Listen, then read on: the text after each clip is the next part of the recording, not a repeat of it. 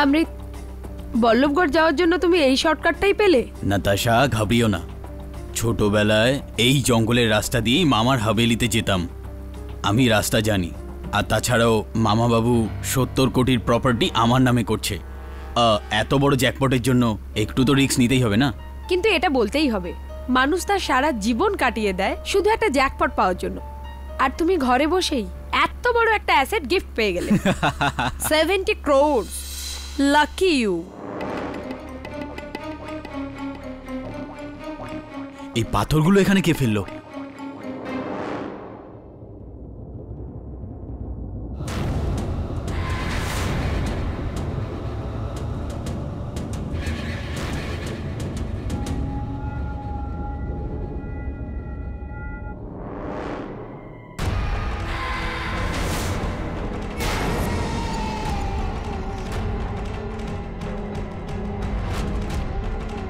অমৃত, অমৃত, ওখানে ঝোপের পিছনে কেউ আছে।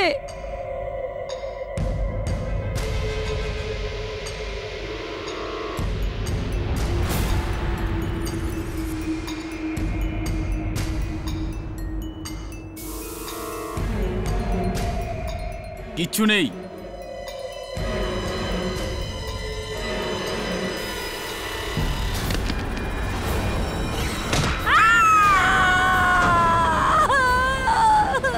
নাতাশা!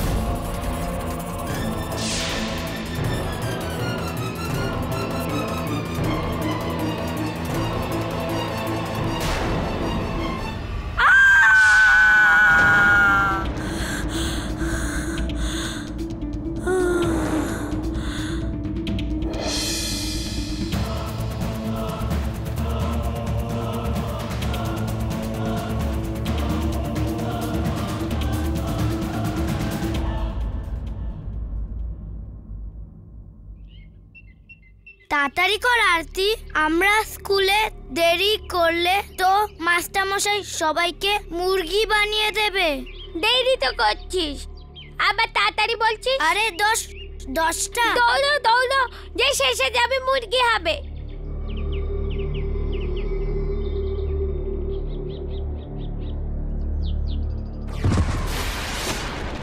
আরে দাঁড়া, আমার জন্য আমি পড়ে গেছি।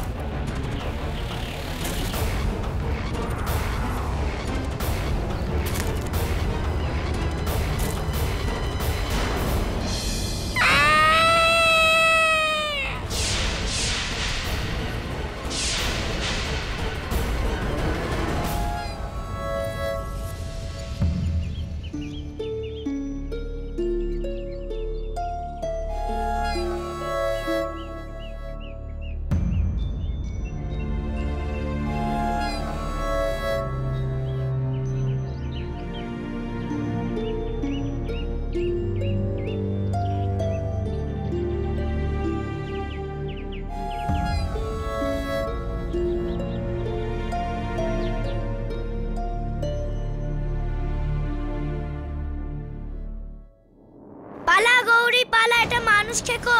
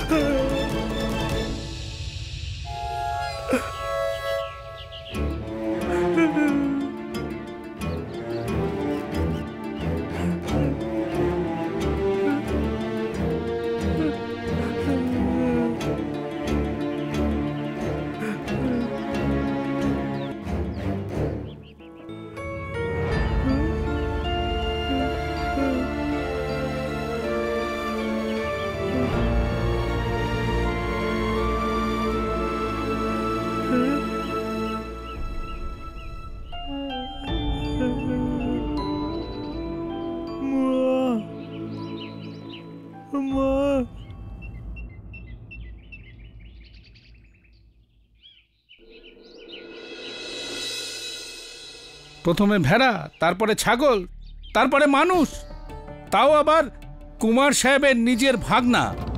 রানীমা গত 15 দিনে 5 বার হামলা করেছে ও। তো আপনারা আমাদের কাছে কেন এসেছেন? এখন কি জঙ্গলি জানোয়ারদের সামলানো রাজবাড়ির লোকেদের কাজ হয়ে দাঁড়িয়েছে? ফতেহ সিং বাবু, আপনাকে সরকার কিসের জন্য মাইনে দেয়? টাকা তো মানুষের সেবা করার জন্য পাই রাজমাতা, but this murder not by মানুষ বাট বাই দানব।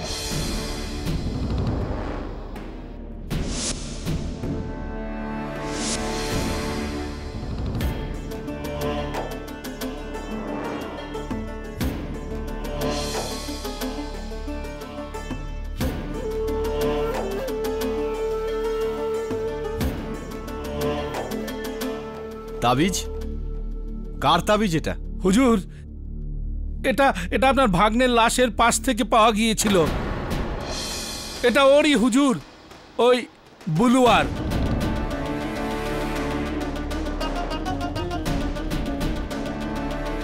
বলুয়া আমার ভাগ্নে অমৃতকে কেন মারবে? ওই ডাইনির অভিশাপ সত্যি হচ্ছে মালিক।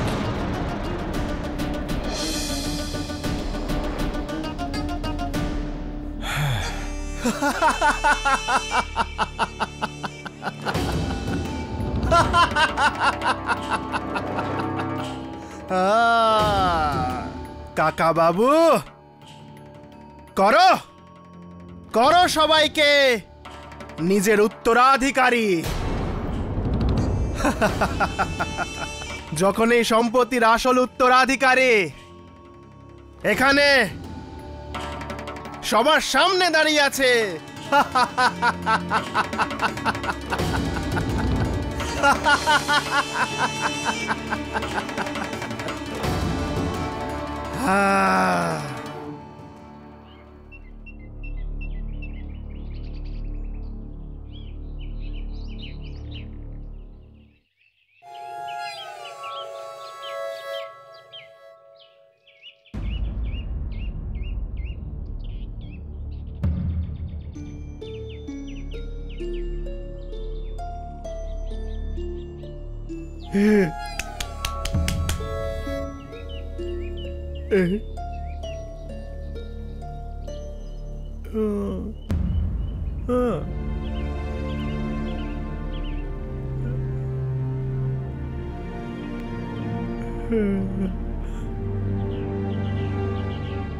বুলবা, না না, বুলবা, না না, আমায় আমার ছেলের থেকে আলাদা করো না। বুলবা, না, ওরা আমি ছাড়া আর কেউ নেই।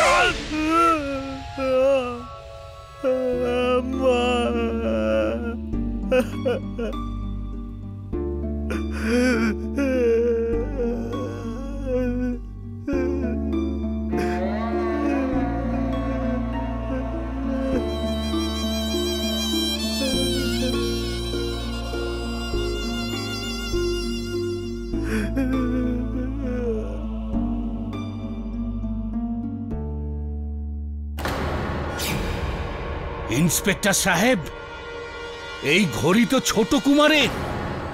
জানোয়ার কোথাকার, তুই তো গেলি বুলুয়া। নিয়ে চলো কে, নিয়ে যা।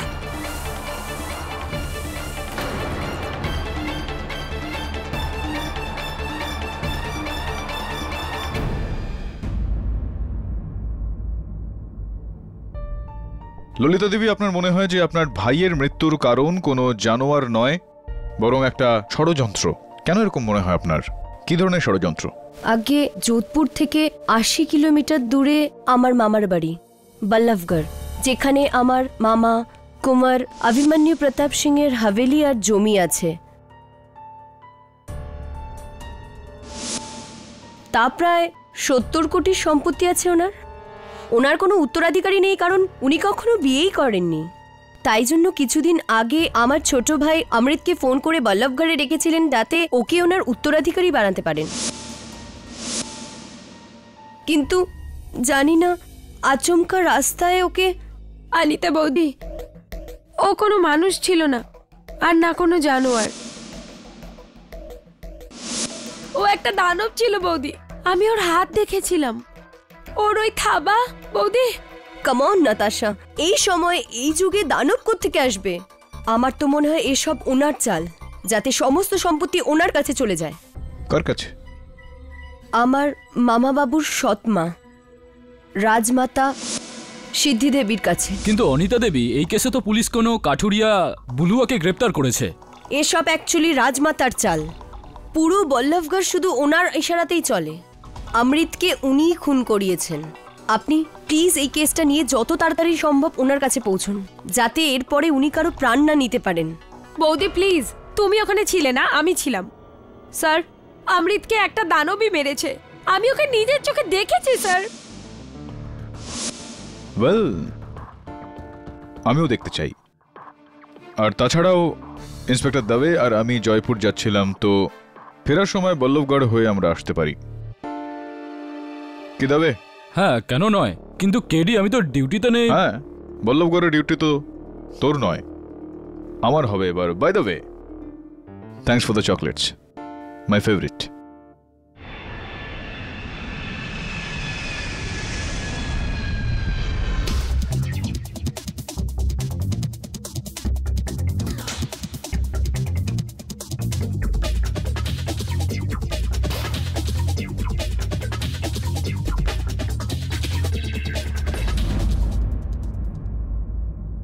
কেডি পাঠক বাবু, চলুন, এই সুযোগে আপনার সাথে দেখা হয়ে গেল। I am a big fan of you. আমি আপনার বিরাট বড় পাখা। চলুন, আপনাকে বলুয়ার সাথে দেখা করানোর আগে বল্লভগড়ের মন্দিরে প্রণাম করিয়ে আনি।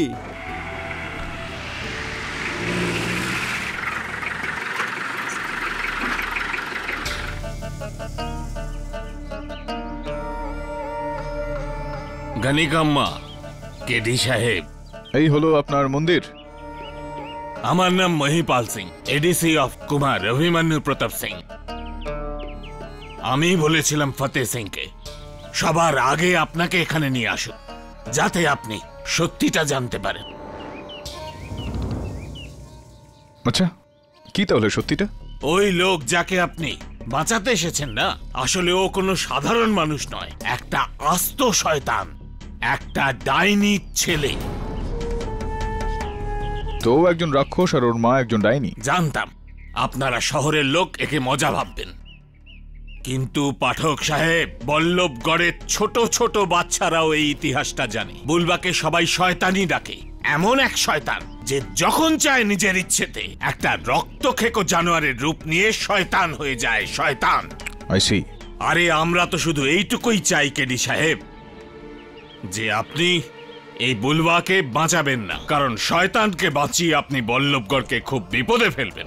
আর আমরা আপনাকে শুধু এইটুকু মিনতি করছি যে আপনি এই কেস হাতেই নেবেন না। আর আমার আপনার কাছে একটা অনুরোধ রয়েছে মহিপাল বাবু, যে আমাকে একটা সুযোগ দিন সত্য পর্যন্ত পৌঁছতে। এখন এতটা দূরে এসেছি, কিছু না করে চলে যাব সেটা তো ভালো দেখায় না। হ্যাঁ, কিন্তু আপনি চিন্তা করবেন না, আপনার এই বল্লভগড়ে যত রাক্ষস রয়েছে বা খোক্ষস রয়েছে, সবার পর্দা ফাঁস করে আমি যাব। পরবর্তী সাক্ষাৎ আদালতে। আর রাজমাতা দেবীকে আমার প্রণাম জানাবেন।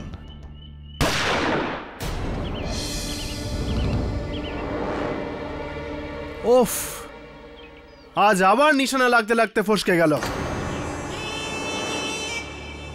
কি মহিপাল বাবু? এ রণবীর সিং, কুমার সাহেবের বড় ভাইয়ের ছেলে, মানে ওনার ভাইপো। বাট নিজেদের মধ্যে ঘোর অ্যানিমেটিক, খুব শত্রুতা। ও তো পাখিদের সঙ্গে নিজের শত্রুতা দেখাচ্ছে। রণবীর সিং বাবু, আইপিসি ধারা 428, 429 পশু পাখি শিকার করা কিন্তু আইন বিরুদ্ধ কাজ।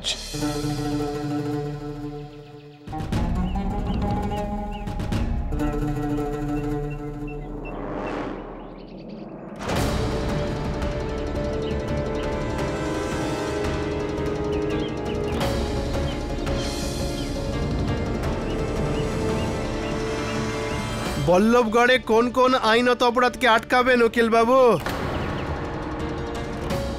ধারা লাগাতে লাগাতে হাঁপিয়ে যাবেন। কি মহিপাল বাবু?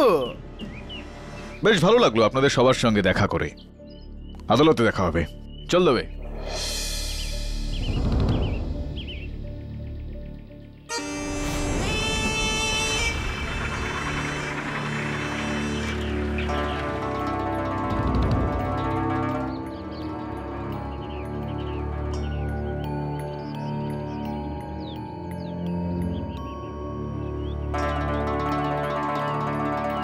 তোমার সন্দেহ ঠিকই ছিল, ও কেডি পাঠকই ছিল।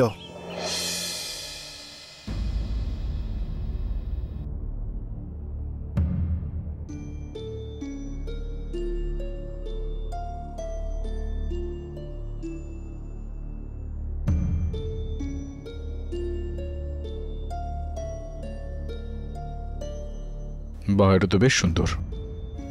ছবি আঁকা ভালো লাগে তোমার?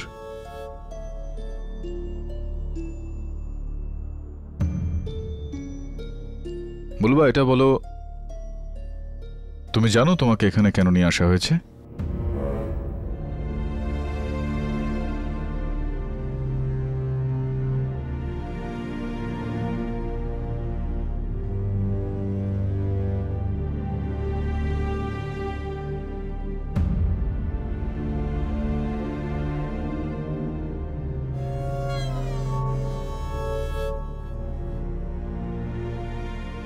না বুলবা, তোমাকে এখানে নিয়ে আসার কারণ তোমার রূপ, তোমার রং নয়। তোমাকে অমৃত নামক এক ব্যক্তির হত্যার অভিযোগে এখানে নিয়ে আসা হয়েছে। তুমি মেরেছো কাউকে? তুমি মেরেছো কাউকে?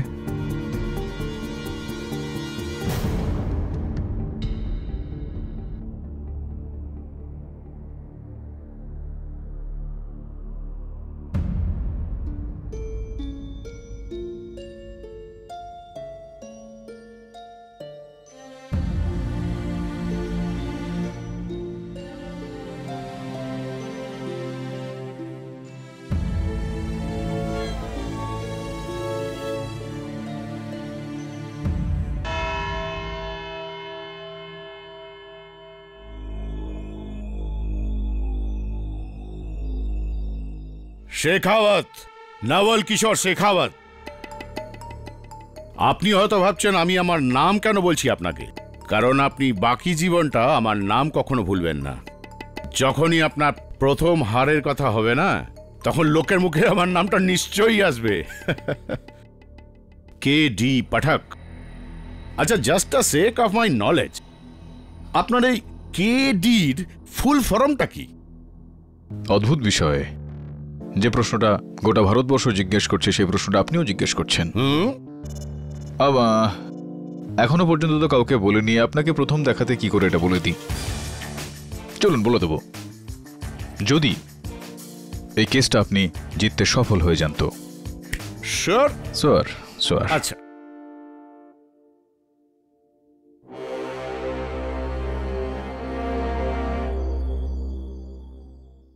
আসামিকে আদালতে আনা হোক। আসামি বুলুয়া হাজির হোক।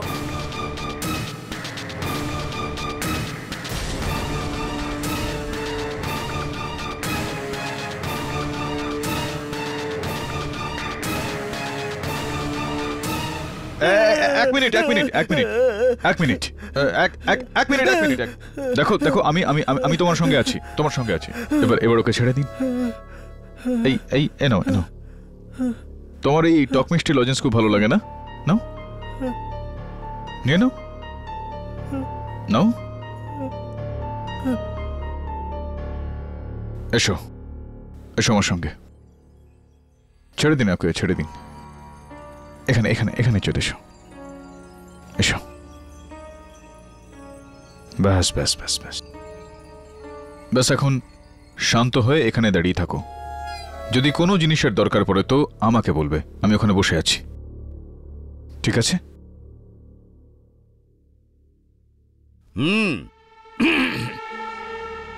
ফুলওয়া ফুলওয়া কাঠুরিয়া পল্লবগড়ের জঙ্গলে থাকে, না কোনো বাড়ি, না পরিবার, না চাল চুলো, একদম সরল শিশুর মতো, বাচ্চাদের মতো। কিন্তু হুজুর, সাদা সিধে সরল তো চিতাও হয়, নেকড়েও হয়, আসলে কিন্তু হিংস্র শিকারী।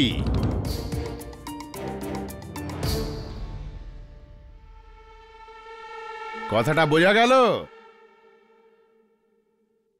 হুজুর, আমি আপনার মনোযোগ 2 সপ্তাহ আগে পল্লবগড়ের জঙ্গলে যে ঘটনা হয়েছিল সেই দিকে নিয়ে যেতে চাই। ভুকারাম রাখাল নিজের 20খানা ছাগল নিয়ে জঙ্গলের দিকে গিয়েছিল। যখন ফিরল তখন 19টা ছাগল ছিল। একটা ছাগলকে ভয়ঙ্কর ভাবে মেরে ফেলা হয়েছিল, সেটা লাশ ছিন্ন ভিন্ন খাওয়া অবস্থায় পাওয়া যায়। কোথায় পাওয়া যায় হুজুর? এর ঝুপড়ি থেকে 10 পা দূরে।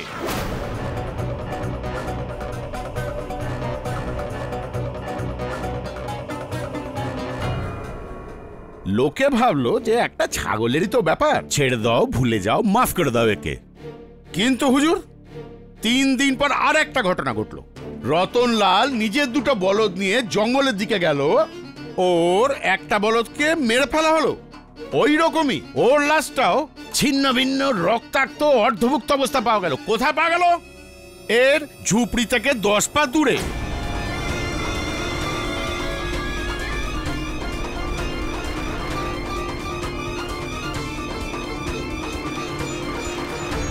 পল্লবগড়ের জঙ্গলে বাস করা এই ফুলওয়ার, জানি না কি ওর খোরাক হুজুর, ভেড়া, ছাগল, গরু, মোষ। কিন্তু হুজুর, এবার তো সীমাই ছাড়িয়েছে। এই ফুলওয়ার মুখে রক্ত লেগেছে, রক্ত, মানুষের রক্ত। মানুষ খেকো হয়ে গেছে ও।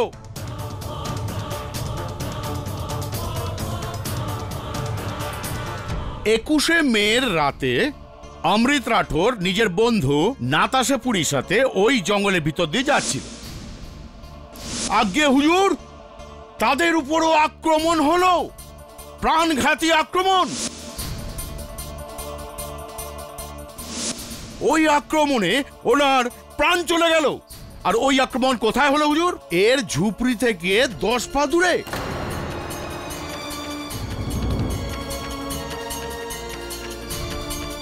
শুধু তাই নয় হুজুর, জঙ্গলের ভিতর পুলিশের তল্লাশিতে ওর এই কুরুলটা পাওয়া যায়। এর উপরে রঞ্জিত সিং এর রক্ত আর এর আঙুলের ছাপ ছিল। হুজুর, পুলিশ যখন একে গ্রেপ্তার করে, পুলিশ এই ঘড়িটা পায় হুজুর, অমৃত সিং এর হাতের ঘড়ি। আরো একটা বিশেষ প্রমাণ আমি আপনার সামনে হাজির করতে চাই। অমৃত সিং এর লাশের পাশ থেকে এই লকেটটা পাওয়া যায়। আমি থাকি বা না থাকি, এই তাবিজ আমার আশীর্বাদ হয়ে সব সময় তোর সঙ্গে থাকবে।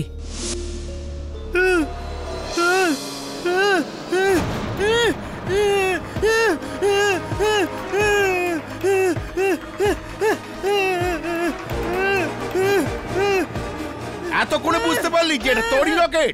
ধরো ওকে। ইওর অনার, আমি আদালতকে অনুরোধ করছি যে বুলবার এই তাবিজটা আর লকেটটা ওকে ফেরত দিয়ে দেওয়া হোক। হুজুর এটা কিভাবে হতে পারে? এটা একটা বিশেষ প্রমাণ, এইভাবে হতে পারে না। ইওর অনার, এই সময় ওকে নিয়ন্ত্রণে আনার জন্য এটাই একমাত্র উপায়। Please your honour. Okay okay, শুনানির পর ওটাকে ফিরিয়ে নিয়ে নেবেন। এনাও এনাও এনাও, শান্ত শান্ত হয়ে যাও, শান্ত হয়ে যাও।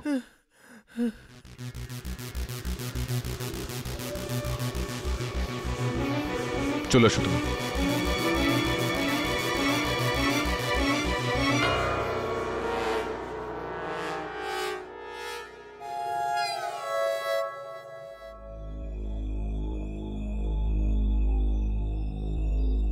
ইওর অনার, শেখাওয়াত বাবু খুব সুন্দরভাবে, খুবই দমের সঙ্গে এই প্রমাণটা রাখলেন, এটা দাবি করলেন যে বুলবাই অমৃত সিং বাবুকে হত্যা করেছেন। কিন্তু আমাদের সবাইকে এটা বলতে ভুলে গিয়েছেন যে অমৃত সিং বাবুর হত্যা হলো কিভাবে। আপনার আপত্তি না থাকলে আমি বলে দেবো আদালতে। ধন্যবাদ। ইওর অনার, পোস্টমর্টেম রিপোর্ট অনুযায়ী অমৃত সিং বাবুর দেহতে জায়গায় জায়গায় আঁচড়ের দাগ পাওয়া গিয়েছে। এটা স্পষ্ট ইওর অনার যে এরকম চিহ্ন শুধুমাত্র বন্য জন্তুদের থাবা থেকেই হতে পারে। এরকম নখযুক্ত থাবা যার দ্বারা ওনার গলার শিরা ছিঁড়ে গিয়েছিল, ওনার জামা কাপড় ফালা ফালা হয়ে গিয়েছিল। এই কয়েকটা ছবি আছে ইওর অনার ওনার দেহের, আমি চাইবো যে আপনি দেখুন। আপনি বলতে চাইছেন যে অমৃতের প্রাণ বুলুয়া নয়, কোনো জানোয়ার নিয়েছে? অ্যাবসলিউটলি ইওর অনার, এটাই বলতে চাইছি আমি।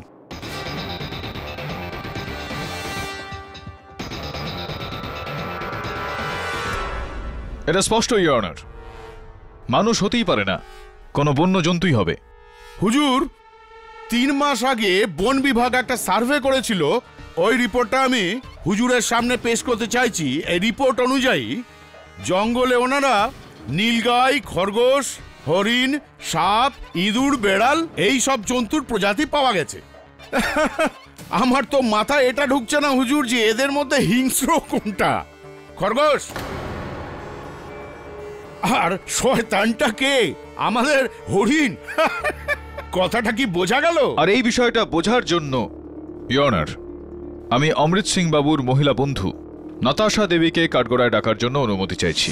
নাতাশা দেবী, মন দিয়ে দেখুন, এ কি সেই ব্যক্তি যে অমৃতের ওপর হামলা করেছিল?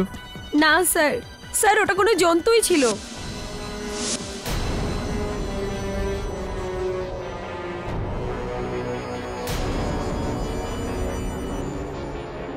আমি ওকে ঠিক করে দেখতে পাইনি, কিন্তু ওর লম্বা নখোলা থাবা ছিল।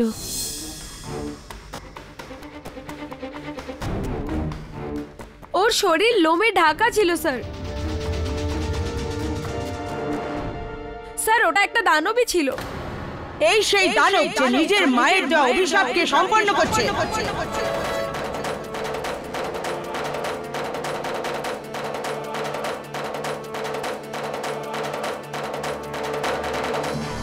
আপনি বলছেন যে অমৃতকে একটা জানোয়ার মেরেছে, আর আপনি বলছেন যে অমৃতকে এই বুলুয়া মেরেছে, আর আমি বলছি যে আপনারা দুজনেই ঠিক। এ একজন ডাইনির ছেলে যে নিজের রূপ বদলে মানুষ থেকে জানোয়ার হয়ে যায়, তারপর লোকেদের শিকার করে। রাজমাতা দেবী, এটা কি বাচ্চাদের মতো কথা বলছেন আপনি? চেহারা বদলে নেয়, জানোয়ারের মতো চেহারা করে নেয় না, মানে কি কি আসলে আসলে কি এই বাচ্চাটার সঙ্গে, এই ছেলেটার সঙ্গে কিসের শত্রুতা আপনার? শত্রুতা তো ওর আমাদের সঙ্গে, আমাদের বংশের সঙ্গে, কুমার অভিমন্যু সিং এর সঙ্গে।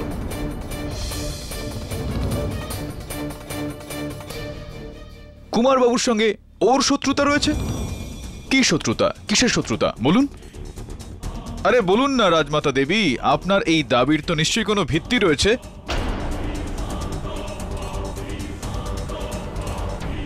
এই ঘটনার বিষয় কুমার অভিমন্যু সিং নিজের মুখে বললেই সেটা ভালো হবে। আজ থেকে 27 বছর আগে আমি বল্লভগড়ের জঙ্গলে শিকার করতে গিয়েছিলাম। ওখানে একটা জানোয়ারের হামলা থেকে এক বেদের মেয়ে আমাকে বাঁচায়, আর আমি ওকে ভালোবেসে ফেলি। আর এতটাই যে আমি ওকে বিয়ে করতে চেয়েছিলাম।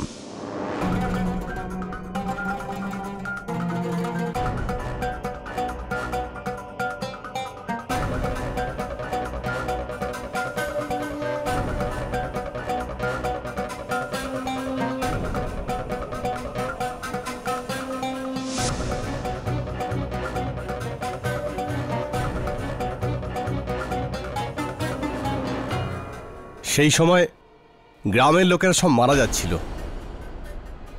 তারপর আমরা একটা কারণ খুঁজে পাই, কাজরি, যে বেদেনী রূপে একটা ডাইনি ছিল, যে লোকেদের বলি দিত। এই ধর একে, চল ধর, নিয়ে চল একে, চল নিয়ে চল, নিয়ে চল, হ্যাঁ ধর একে, ধর। কি হচ্ছে এটা? ও তো এই সেই মেয়ে যাকে তুমি আমাদের রাজবংশের কুলবধূ বানাতে চাও? একটা বহুরূপী ডাইনি যে মানুষকে মৃত্যুর দ্বারে পৌঁছে দেয়। না, এরা সব মিথ্যে বলছে, আমি ডাইনি না। মিথ্যে বলছে? এটা কি? আর বেজ্জুর লাশ তোর ঘরের সামনে কি করে পাওয়া গেল? আর তাছাড়াও মালিক, ওর ঘর থেকে আমরা সব জাদুটোনার জিনিসও পেয়েছি। হ্যাঁ ও হুজুর,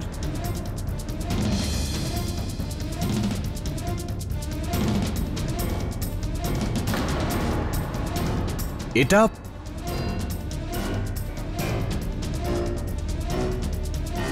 এটা তো আমার আংটি। দেখলে তো তুমি, এবার বুঝতে পারছো আমাদের কথা?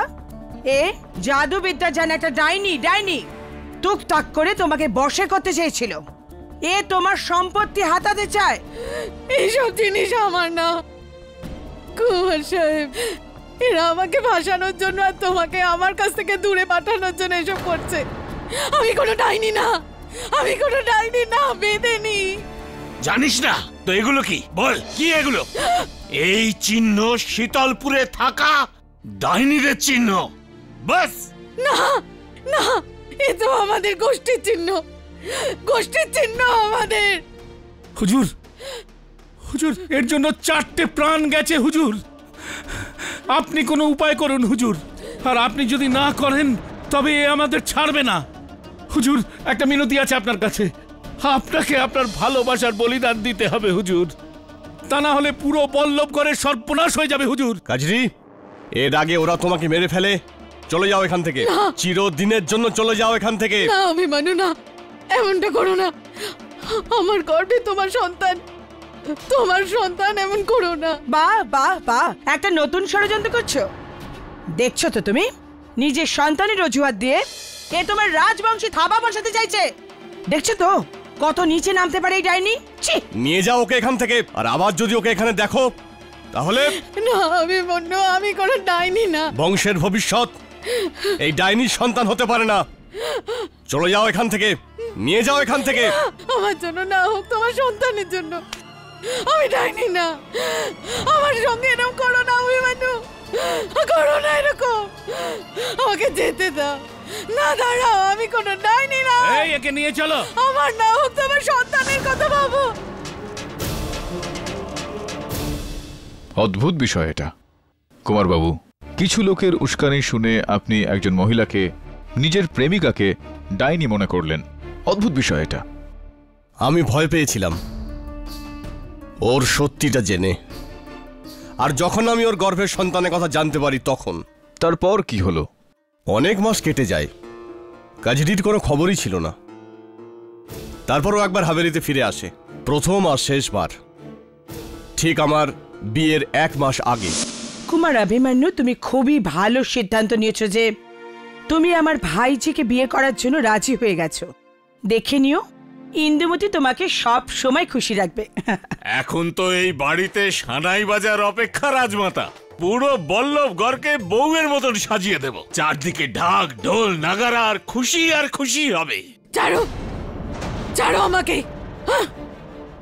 বিয়ের অনেক অনেক শুভকামনা কুমার অভিমন্যু সিং। কাজরি, আরে ভয় পেও না, আমি তোমার কাছে কিচ্ছু চাই না। তোমার সন্তানকে তোমার সাথে দেখা করতে নিয়ে এসেছি। তোমার ছেলে হয়েছে। ডাইনি, অন্য কারুর পাপ আমাদের মাথায় চাপাতে চাস? এদের সবার দোষারোপ থেকে আমি তো পালিয়ে বেড়াচ্ছি, কিন্তু আমার পরে আমার সন্তানের কি হবে? তোমার ছেলের কি হবে? তুমি তুমি আমাকে না হয় তাড়িয়ে দাও, কিন্তু কিন্তু নিজের ছেলেকে তো মেনে নাও। আমি তোমাদের জীবন থেকে দূরে চলে যাব।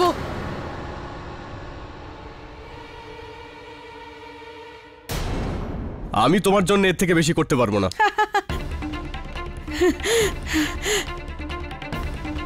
আমি তোমার থেকে আমার সন্তানের অধিকার চাইতে এসেছিলাম। তোমার সন্তানের অধিকার তুমি তো ভিক্ষা দিয়ে দিলে। এ আমার নয়, এ আমার সন্তানের অপমান, যা আমি কখনো সহ্য করব না, কখনো না। মহিপাল বাবু, বাইরে বের করো ডাইনিটাকে। মনে রেখো অভিমন্যু সিং, তুমি ওর থেকে যে অধিকার কেড়ে নিলে তা তোমার ছেলে একদিন নিশ্চয়ই নিতে আসবে। এই রাজত্বের মালিক নিজের অধিকার নিতে আসবে, আর যেই ওর পথে আসবে তাকে শেষ করে দেবে, আর সেটাই আমার প্রতিশোধ হবে। ছাড় আমাকে, আমি তোদের ছেড়ে দেব না। কাজরি, কাজরি, মালিক, এ কি? ওই রাতে যেন কাজরি আমাকে কোনো অভিশাপ দিয়েছিল। ওই দুর্ঘটনার পরে আমি আর হাঁটতে পারিনি। ওই দুঃখে জীবনে আমি কখনো বিয়ে না করার সিদ্ধান্ত নিই। অনেক বছর কেটে যায়। গ্রামের লোকেদের মুখে শুনেছি কাজরি নিজের সন্তানকে নিয়ে বল্লভগড়ের জঙ্গলে আশ্রয় নিয়েছে, আর ওখানেই ওকে লালন পালন করে বড় করেছে। আর ও এখানেই আছে, বলরাম, বলুয়া।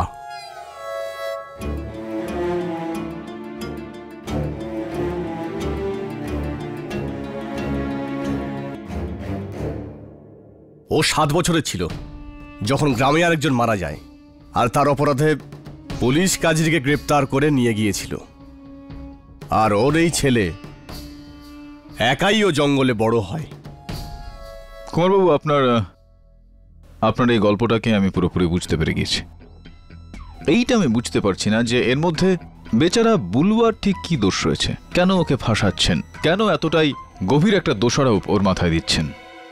এখনো আপনি বুঝলেন না?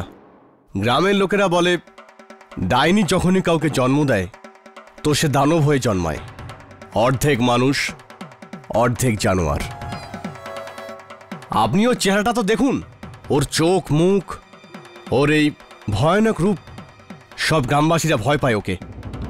আর এই জন্যে গ্রামবাসীরা ওকে নরখাদক বলে। কিন্তু তবুও ওকে আমি কিছু হতে দিইনি। কিন্তু কোথাও না কোথাও আমার একটা অনুতাপ ছিল। কিন্তু অমৃতের মৃত্যুর পর তো আমারও মনে হচ্ছে যে কাজরির দেওয়া অভিশাপ ওর এই নরখাদক সন্তান পূরণ করছে। অমৃতকে এই মেরেছে যাতে আমার সম্পত্তির কোনো উত্তরাধিকারী না থাকে। এই মেরেছে অমৃতকে। দেখুন একবার ওকে, ও আপনার সম্পত্তির জন্য অমৃত সিংকে মেরেছে। ও আগে হ্যাঁ, ওই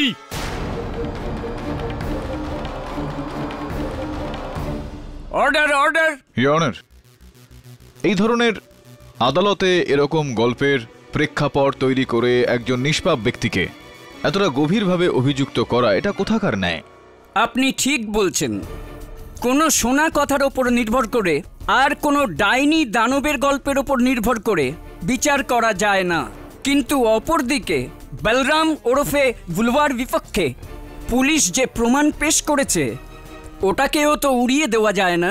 আগে হ্যাঁ হুজুর, এই তাবিজ, এই কুরুল আর ফুলুয়ার ঘর থেকে পাওয়া এই ঘড়িটাই প্রমাণ করে যে ফুলুয়া কোনো নৃশংস দানব না হলেও কোনো দানবের থেকে কম না হুজুর। ক্ষমা চাইছি ইওর অনার।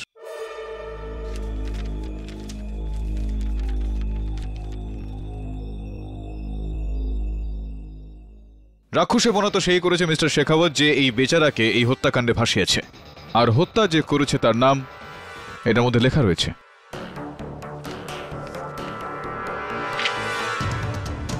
তেন্দুয়া, your honour.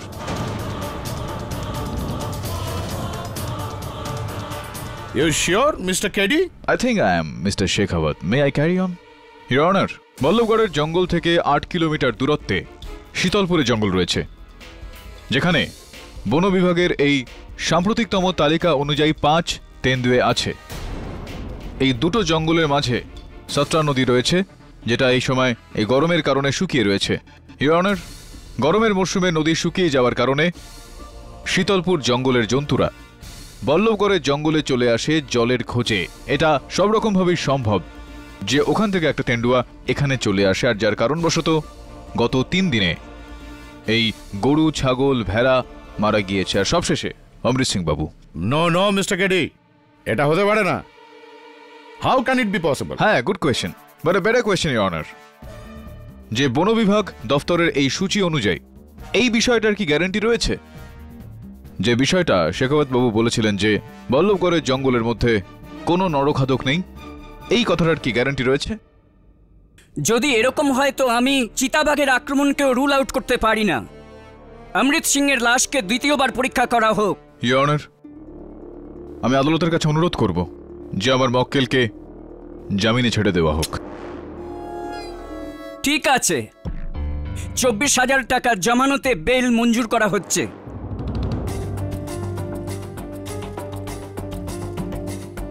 আর এই কেসের আগামী শুনানি এই মাসের 19 তারিখে হবে। Court is adjourned for the day.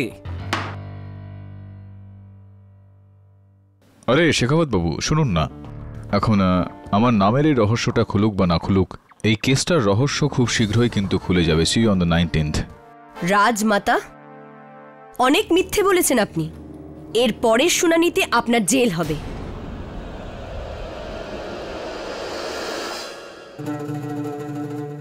দাঁড়ান, আমি দেখে নিচ্ছি।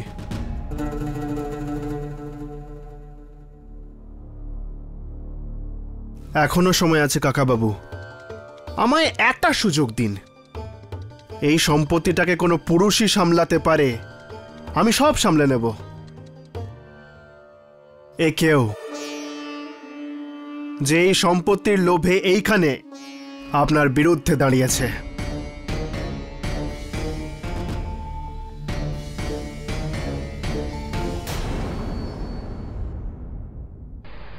চলো কেডি, বুলু আর জামিন তো পেয়ে গেছে, হোপফুলি পরের শুনানিতে ছাড়াও পেয়ে যাবে। হ্যাঁ, বেচারা তেন্ডুয়া বন্দি হয়ে যাবে। আর এই ডাইনিয়া দানবের গল্প তোমার কি মনে হয়? গল্পই শুধুমাত্র, পরিষ্কার বিষয় দেবে। কেউ প্রথমে ওই মহিলাকে ফাঁসিয়েছে, আর এখন ওর ছেলেকে ফাঁসানো হচ্ছে। কলিযুগ না এটা? 70 কোটি টাকার জন্য মানুষ আজকাল নিজের সম্মানকে শুধু নয়, পারলে ভগবানকেও বিক্রি করে দেয়। কি আছে সামনে?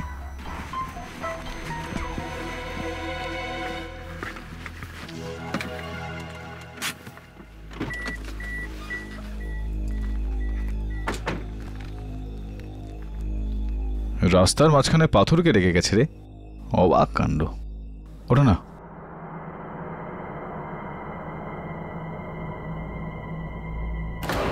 কেডি,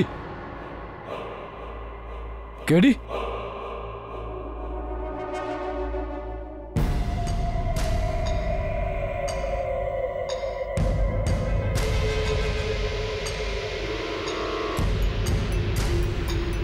কেডি,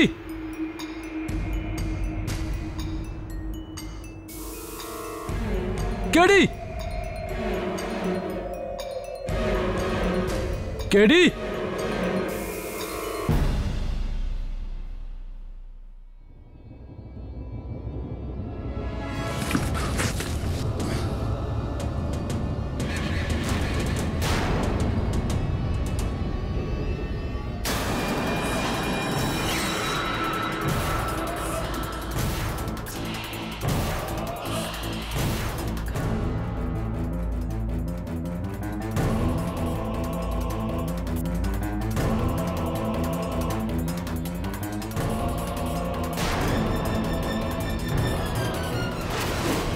বল্লভগড়, যেখানে আমার মামা কুমার অভিমন্যু প্রতাপ সিং এর হাভেলি আর জমি আছে। ওনার কোনো উত্তরাধিকারী নেই, কারণ উনি কখনো বিয়েই করেননি। তাই জন্য কিছুদিন আগে আমার ছোট ভাই অমৃতকে ফোন করে বল্লভগড়ে ডেকেছিলেন, যাতে ওকে ওনার উত্তরাধিকারী বানাতে পারেন। আচমকা রাস্তায় ওকে কাজরির দেওয়া অভিশাপ ওর এই নরখাদক সন্তান পূরণ করছে। শীতলপুর জঙ্গলের জন্তুরা বল্লভগড়ের জঙ্গলে চলে আসে জলের খোঁজে। এটা সব রকমভাবেই সম্ভব যে ওখান থেকে একটা তেন্ডুয়া এখানে চলে আসে, আর যার কারণবশত গত 3 দিনে এই গরু, ছাগল, ভেড়া মারা গিয়েছে। আর সবশেষে অমৃত সিং বাবু, যদি এরকম হয় তো আমি চিতাবাঘের আক্রমণকেও রুল আউট করতে পারি না। আমি আদালতের কাছে অনুরোধ করব যে আমার মক্কেলকে জামিনে ছেড়ে দেওয়া হোক। 24,000 টাকা জামানতে বেল মঞ্জুর করা হচ্ছে।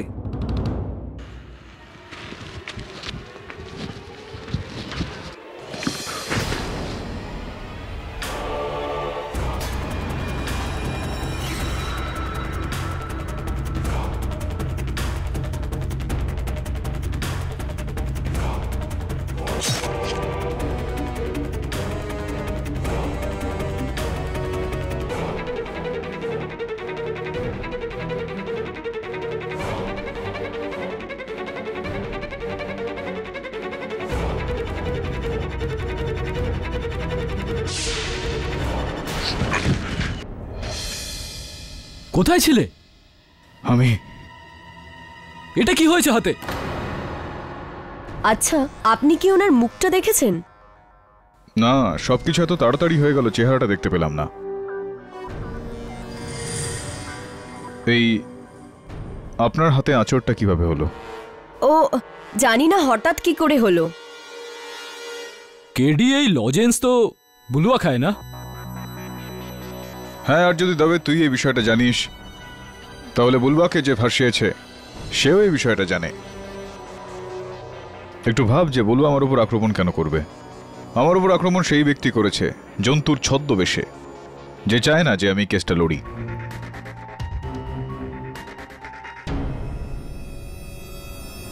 কিসের ভরসায় আমি তোমার সুপারিশ কুমার সাহেবকে করব?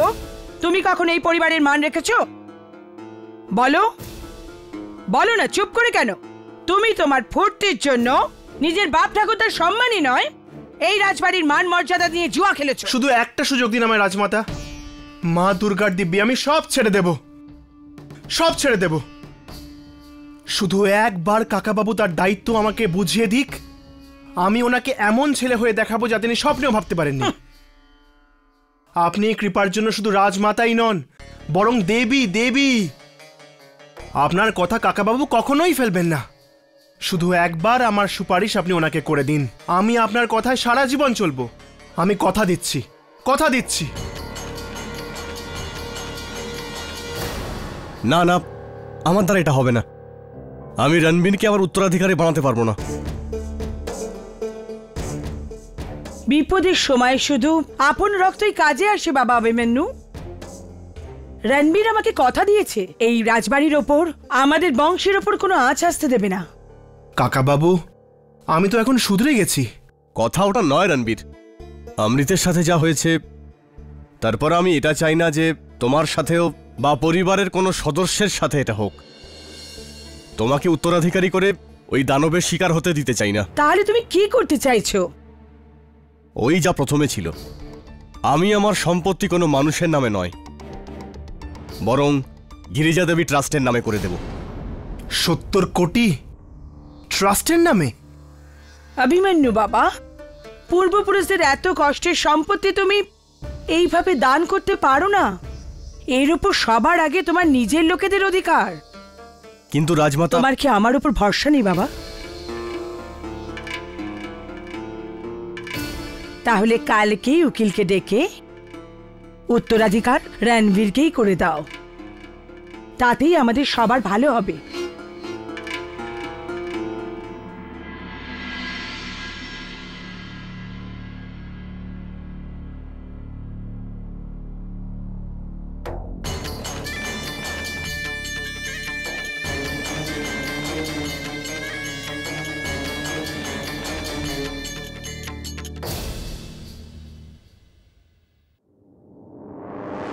মহিপাল বাবু, আপনার মুখের এই যে 12টা বেজে গেছে, তার থেকে এটা একদমই পরিষ্কার যে আপনি আমাদের ভেতরের সব কথা শুনে নিয়েছেন।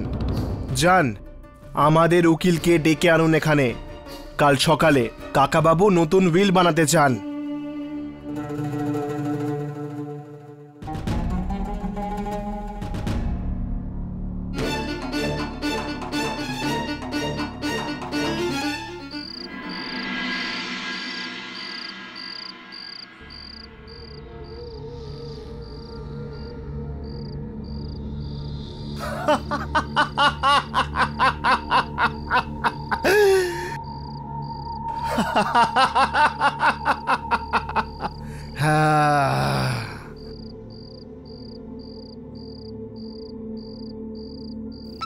আরে আবার কি এলো?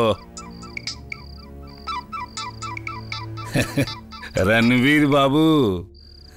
হ্যালো হ্যালো রণবীর বাবু, বলুন।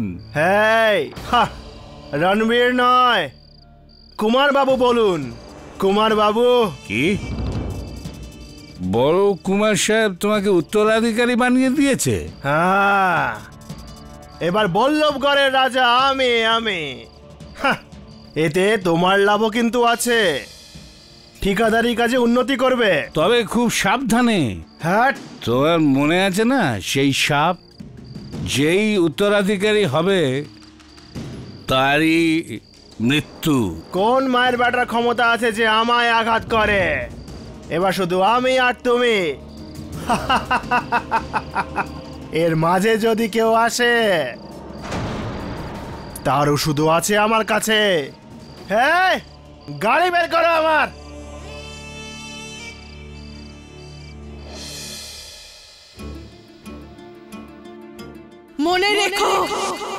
মনে রেখো অভিমন্যু সিং, তুমি ওর থেকে যে অধিকার কেড়ে নিলে তা তোমার ছেলে একদিন নিশ্চয়ই নিতে আসবে।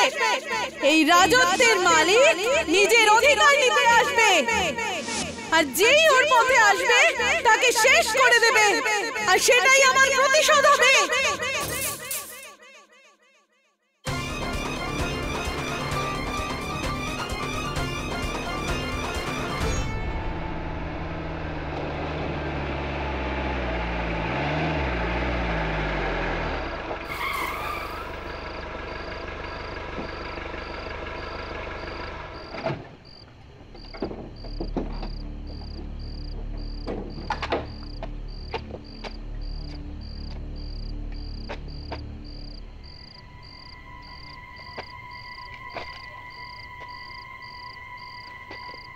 কে রেখেছে রে বাদর?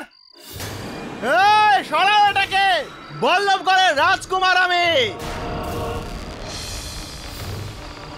এই, কে আছে ওখানে? সাহস থাকলে সামনে এসো।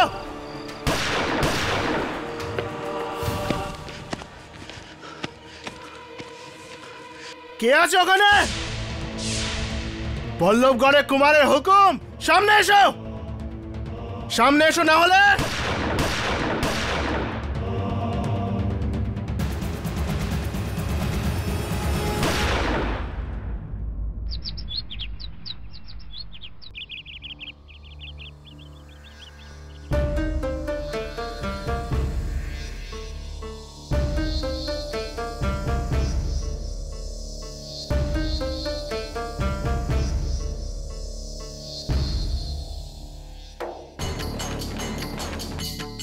বুলবো।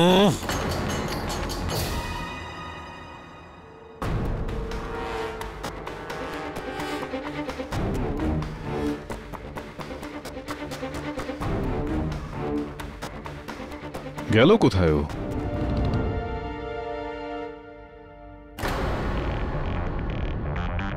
রক্ত পড়ে আছে, আর ওইদিকেও।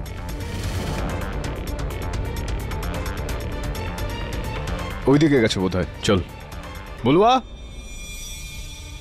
বুলুয়া, বুলুয়া।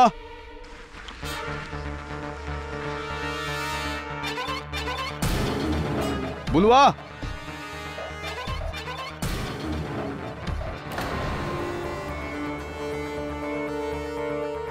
বুলুয়া।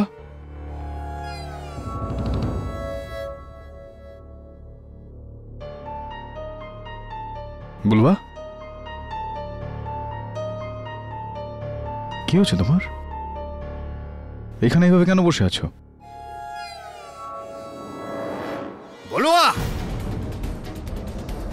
খুব বড় ভুল করেছি তোকে ছেড়ে। নিয়ে চলে খুনিকে। আরে দাঁড়ান, কি করছেন আপনারা? আরে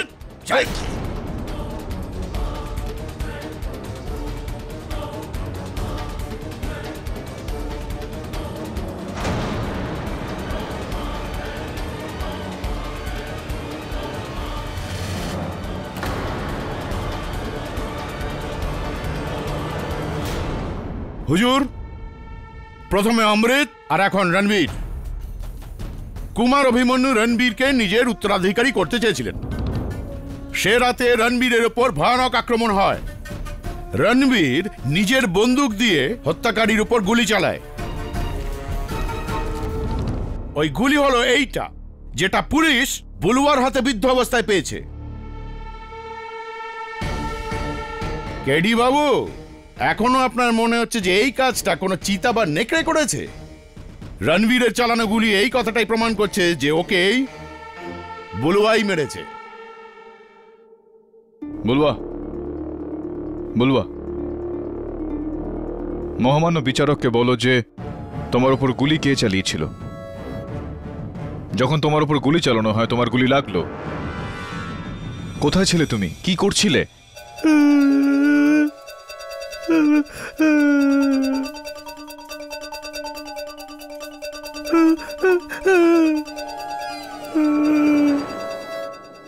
ইয়নের বুলুয়া এটা বলতে চাইছে যে যেই সময় ওর গুলিটা লাগে সেই সময় ও জঙ্গলে কাঠ কাটছিল। ও ভয় পেয়ে গিয়ে নিজের বাড়ির দিকে পালিয়ে যায়, যেখানে যখন ও পুলিশকে দেখে তখন ও জঙ্গলে গিয়ে লুকিয়ে পড়ে, যেখান থেকে পুলিশ ওকে ধরেছে। হ্যাঁ, আপনার তো এখন ওর বয়ান সত্যিই মনে হবে। বুলুয়ার বক্তব্য মিথ্যে হওয়ারও কোনো কারণ নেই মিস্টার শেখাওয়াত। ইয়নের, এই জন্তুটা আমার উপরও আক্রমণ করে, এই কারণে আমি জানি যে এই জন্তুটা বুলুয়া নয়। কেডি বাবু, এই লোকটা আপনাকে বোকা বানাবার চেষ্টা করছে। ব্যাপারটা আপনি বুঝলেন না? না মিস্টার শেখাওয়াত, আমি বুঝতে পারিনি। এই কেসে এরকম বেশ কিছু বিষয় রয়েছে যা আমি বুঝতে পারছি না, যেরকমটা মুজাওয়ার সিং বাবু। ইনার কথা তো একেবারেই বুঝতে পারছি না আমি। এটা কে বললো আপনাকে হুজুর? সেটাই মুজাওয়ার সিং বাবু, এই দুটো হত্যার পরই সর্বপ্রথম আপনি ঘটনাস্থলে কিভাবে পৌঁছে গেলেন? কোথাও এরকমটা নয় তো যে আপনি আপনার বিরুদ্ধে সমস্ত প্রমাণ সরিয়ে দিয়ে ওখানে বুলুয়ার বিরুদ্ধে প্রমাণ স্বয়ং ওখানে রেখেছেন? হতে পারে এটা।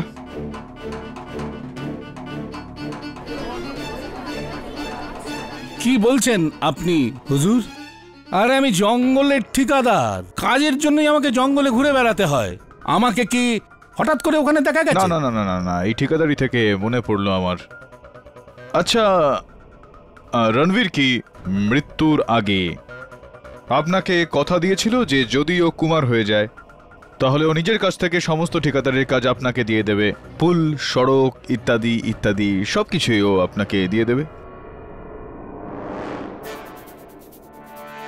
এটা কে বললো আপনাকে? আপনার এই টেন্ডারগুলো যেগুলো আমি রণবীরের ঘর থেকে পেয়েছি, ওই টেন্ডারগুলো আপনি রণবীরের সাহায্যে কুমার সাহেবকে আপনি পাঠাতে চাইছিলেন কিনা বলুন? হুজুর, এইভাবে রণবীরের মৃত্যুতে তো আমারই লোকসান হবে। আপনি শুধুমাত্র ঠিকাদারি করেন নাকি মাঝে সাঝে ওকালতিও? ছাড়ুন, কথাটা তো ঠিক। এটা বলুন যে মৃত্যুর আগে রণবীর যেই শেষ ফোনটা করেছিল সেটা আপনাকে করেছিল, কেন করেছিল?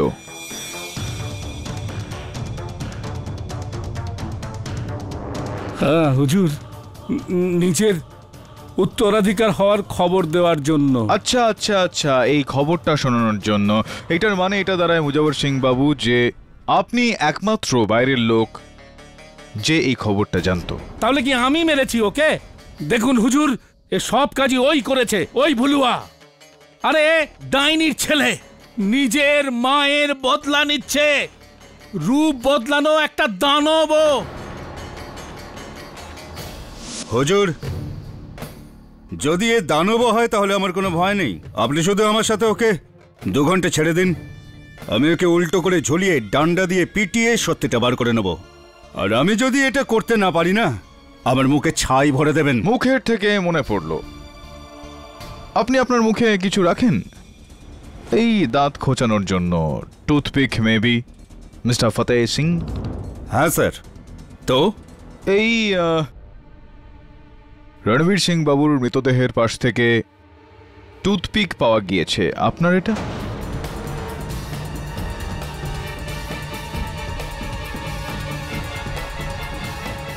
হ্যাঁ, তো আমি যখন আমি লাশে তদন্ত করতে গিয়েছিলাম তো তখন হতে পারে ওখানে ফেলেছি। না না না না না না না, যখন আপনি তল্লাশি করতে গিয়েছিলেন তখন এই টুথপিকটা আপনার মুখে ছিল না। এটা আমি বলছি না, এটা বলছে আপনার পুলিশ টিম বলছে।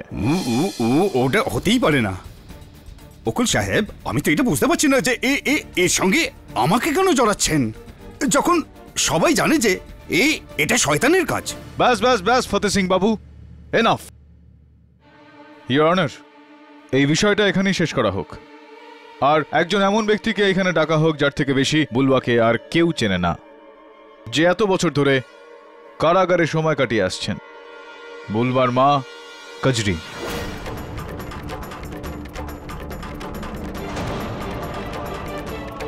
অনুমতি দিলাম।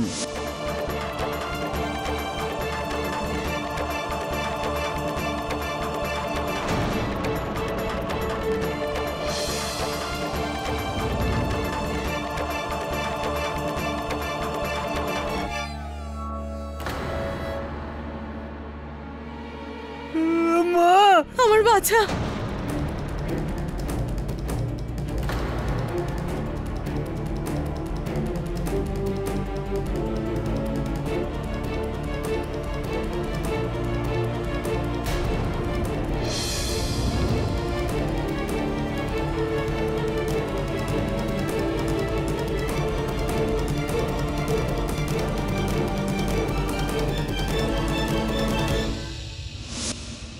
সময়ের চাকা আজ আবার ওই জায়গায় এসে দাঁড়িয়েছে। আজ আবার আমাদের ওপর ইতিহাসকে ফিরিয়ে আনা হচ্ছে, আমাকে ডাইনি বলে।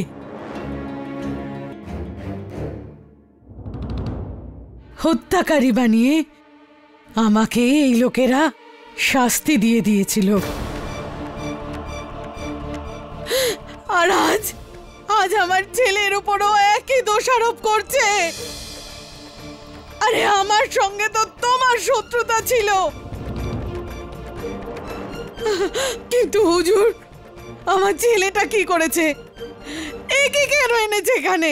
কাজরি, আজ থেকে 26 বছর আগে তুই কুমার অভিমন্যু সিংকে শাপ দিয়েছিলি না যে যতদিন পর্যন্ত তোর ছেলে নিজের অধিকার না পাবে ও কুমার অভিমন্যু সিং এর সব উত্তরাধিকারীর উপর বদলা নেবে। দিয়েছিলি কিনা? আরে না না, শাপ দিইনি, খারাপ চেয়েছিলাম।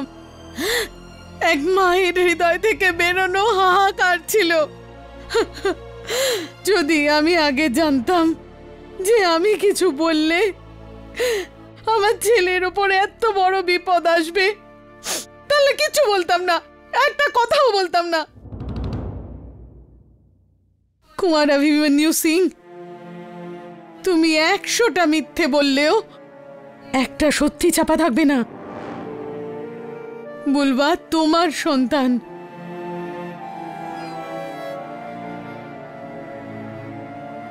তুমি না হয় ওকে নাই মেনে নাও, কিন্তু ওকে এভাবে সাজা তো দিও না। আরে কিন্তু বল্লভগড়ের সব লোকই তোকে প্রথম থেকেই মানুষ খেকো বলেই ডাকে, তাই না? ওই লোকেদের মতো নয়, সাধারণ মানুষের মতো দেখতে নয়, কিন্তু কেউ কি জানে ওর এই অবস্থার জন্য কোন লোকেরা দায়ী? এই লোকেরাই দায়ী।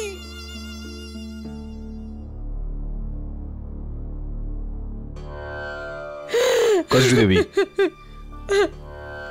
কি বলতে চাইছেন আপনি?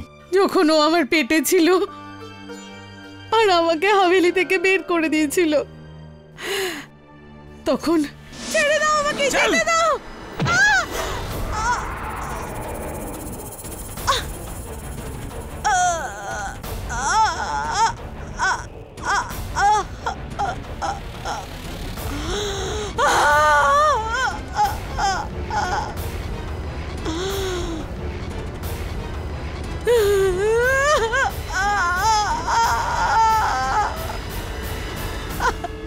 সে মারের ফল আমার উপর নয়, আমার বেচারা ছেলেটার উপর হয়।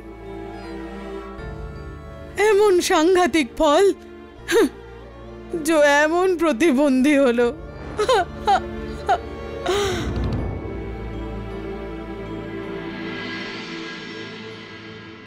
তাহলে এটা কার দোষ? আমার না আমার ছেলের, না আমার ফাটা কপালের? নাকি ওদের যারা এখানে বসে আছে? কার দোষ?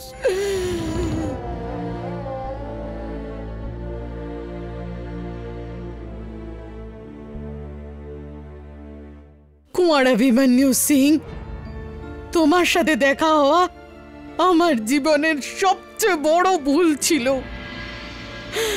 তুমি আমার ভালোবাসা তো কখনো বুঝতে পারোনি, কিন্তু দয়া করে নিজের ছেলের নির্দোষ হওয়া থেকে মুখ তো ফিরিয়ে নিও না।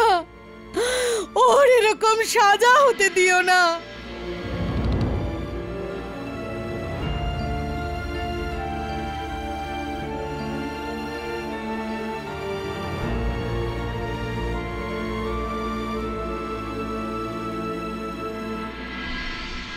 রুদ্বানী বাবু, আপনি এবার আসতে পারেন। কালকে সকালেই নতুন দলিল বালি নিয়ে আসবেন। আগে কুমার সাহেব, দলিল তৈরি হয়ে যাবে। আচ্ছা,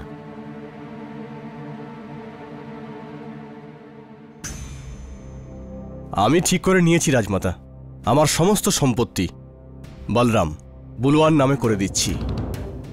কাজরির সাথে যে অন্যায় আমি করেছি ওটার এখন এটাই প্রায়শ্চিত্ত। কি হয়েছেটা কি তোমার? এখন একটা ডাইনি ছেলে। কাজরি ডাইনি নয়, আর না ওর সন্তান। আমার সন্তান একটা দানব। আমি ভুল করেছিলাম, ব্যাস, আর না। কিন্তু মালিক, বুলওয়া তো জেলে। আর যতক্ষণ কেডি পাঠক আছেন আমি আশা করছি উনি বুলওয়াকে এই কেস থেকে মুক্ত করবেন। আর যদি ছাড়াতে না পারে তো? এটা নিশ্চয়ই হবে। কালই দলিল বদলানো হবে। ব্যাস, এখন আর নয়। বল্লভগড়ে আর মৃত্যু হবে না। আসল উত্তরাধিকারী তার জন্মসিদ্ধ অধিকার পাবেই।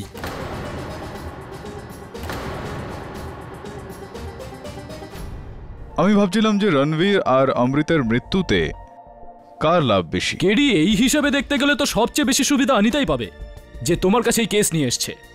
কেননা একমাত্র ওই কুমার সাহেবের নিজের আত্মীয় বেঁচে রয়েছে। হ্যাঁ, কিন্তু যেই দিন কুমারবাবু চলে যাবেন সেই দিন থেকে এই প্রাসাদের হর্তাকর্তা রাজমাতা সিদ্ধিদেবী হবেন। কেডি, আমার তো মনে হয় যে যেই উত্তরাধিকারী হবে সেই মরবে। এই জন্য যত তাড়াতাড়ি সম্ভব কুমার সাহেবের সমস্ত সম্পত্তি ট্রাস্টের হাতে দিয়ে দেওয়া উচিত। ট্রাস্ট কি আর কে খুন করবে? গিরিজা দেবী ট্রাস্ট। ইয়ার দাবে এই ট্রাস্টের ওপর আমার খুব একটা ট্রাস্ট নেই। খবর নেই একটু যে এর লকারের চাবি আর ব্যাংকের চেকবুকস কার হাতে থাকে।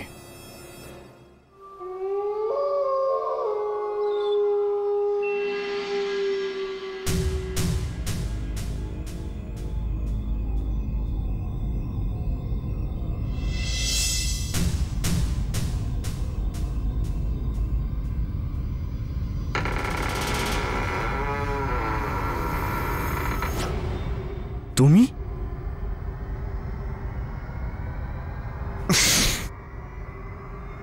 তুমি এই সময় এখানে?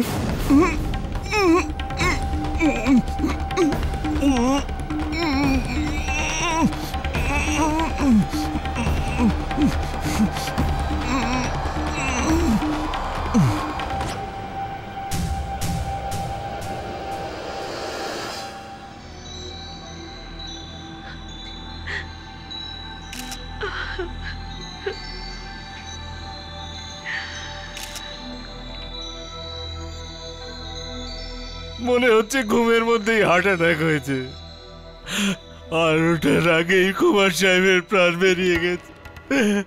প্রাণ চলে গেছে না বার করা হয়েছে? This will know only after postmortem. Heart attack নয়, মার্ডার। আচ্ছা, আপনি কি করে জানলেন? এই বালিশের মধ্যে কুমার সাহেবের গোঁফের চুল আছে।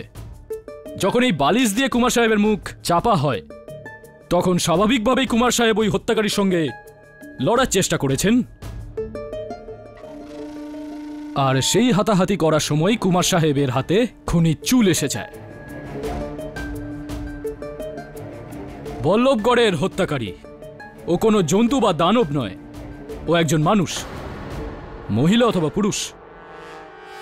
বাহ, মিস্টার দাবে, আপনি অফ ডিউটিতে থেকেও ডিউটিতে আমাদের জন্য যা করলেন তার জন্য থ্যাংক ইউ ভেরি মাচ। এখন আমরা এই চুলের সাহায্যে খুনের পেছনে থাকা রহস্যটাকে বার করে ফেলবো। এটা কি করে হলো?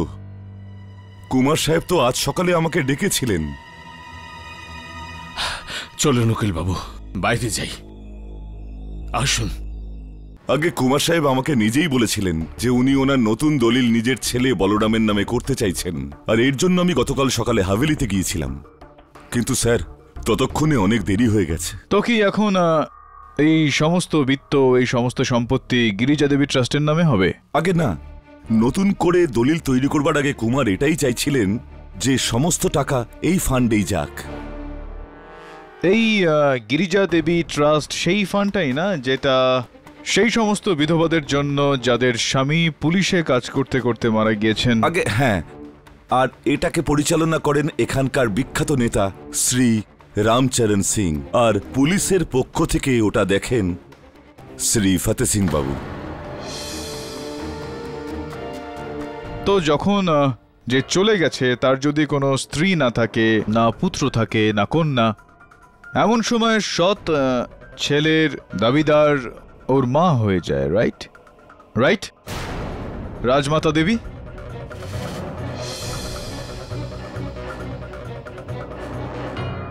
রাজমাতা দেবী, কালকে রাত্রে আপনি কোথায় ছিলেন? আমার প্রশ্নটার কারণ হলো যে যেই সময় কুমার সাহেবকে হত্যা করা হয় ওই সময় আপনি কোথায় ছিলেন? আমি আমার ঘরে ছিলাম। আর তার আগে আপনি আর কিছু বলেন। আমি আপনাকে শুধু এইটাই বলতে চাই যে আমি সৎ হতে পারি কিন্তু কুমারের মা ছিলাম।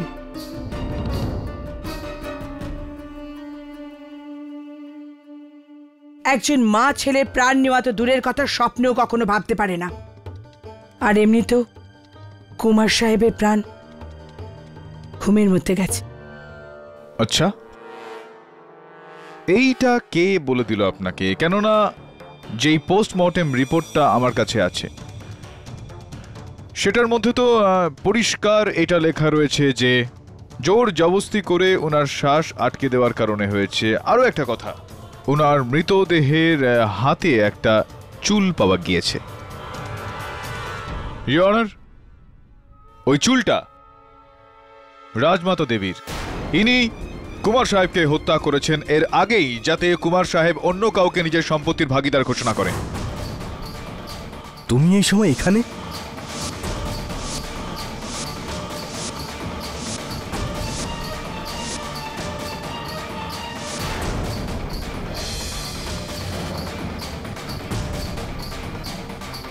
না, আমি কুমার অভিমন্যু সিংকে মারিনি। মিথ্যে বলছে এই মহিলা। আমার তো প্রথম থেকেই ওনার উপর সন্দেহ ছিল। এই সব কিছু উনিই করেছেন। প্রথমে তো আমার ভাই অমৃতকে মেরেছে, তারপর রণবীরকে, আর এখন তো না, আমি এরকম কিচ্ছু করিনি। ইওর অনার, রাজমাতা দেবী হলেন আসল হত্যাকারী। ইনি এই পুরো ষড়যন্ত্রটা করেছেন। ইনি আসলে বেচারা বুলওয়াকে এই হত্যার অভিযোগে ফাঁসিয়েছেন। বলুন রাজমাতা দেবী, আপনি করেছেন কি না? না, আমি এরকম কিচ্ছু করিনি। রাজমাতা, রানীমা, রাজমাতা।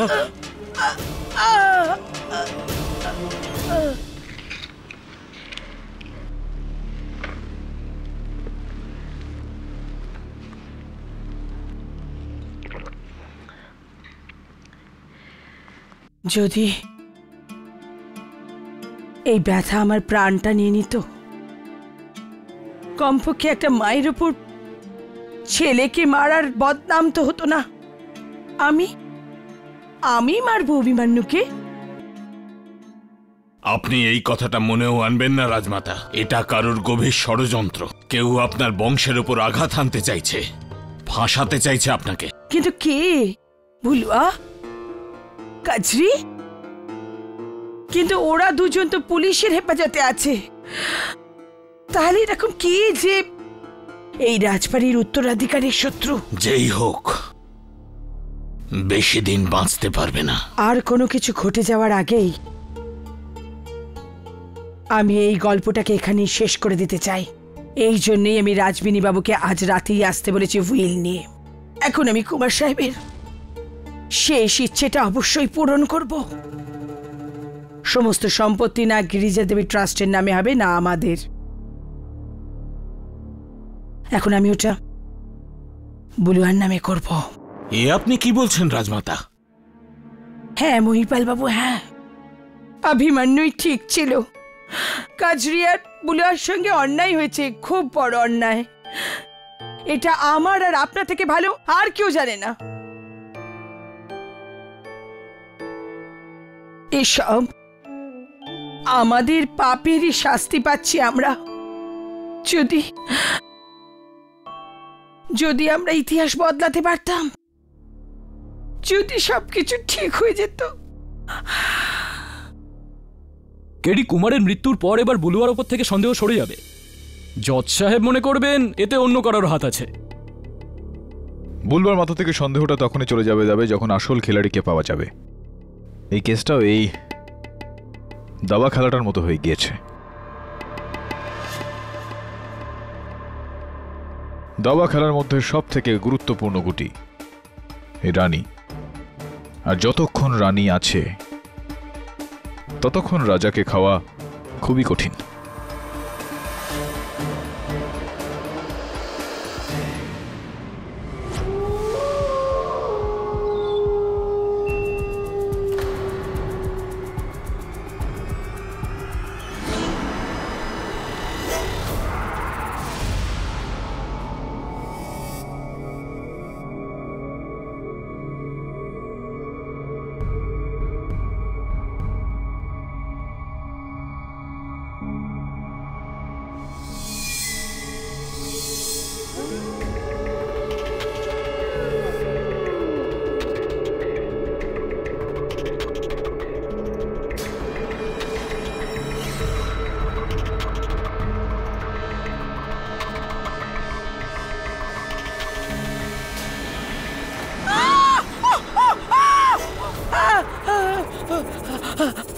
কেউ আছো? কি হয়েছে রাজমাতা? আপনি ঠিক আছেন তো? ওই ভেতরে জানোয়ার, দানব। গিয়ে দেখি, চলো দেখে আসি।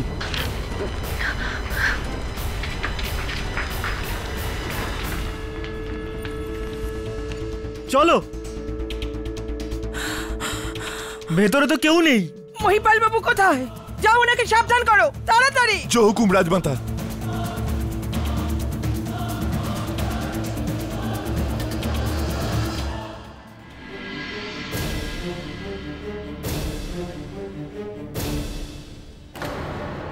মহিপাল বাবু। শম্ভু, কি হয়েছে? প্রাসাদে রাক্ষস ঢুকেছে। কি? রাজমাতা ঠিক আছেন তো? হ্যাঁ, কিন্তু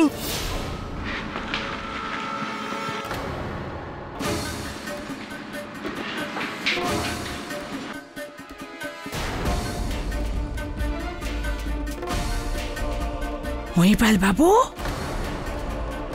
আমি জানি না আমার ঘরে এই পোশাক কোত্থেকে এলো। এটা আমার নয়। কেন মহিপাল বাবু, তাহলে কেন? যখন রাজমাতা দেবীর উপর হামলা হয়েছিল আপনি ওখানে উপস্থিত ছিলেন।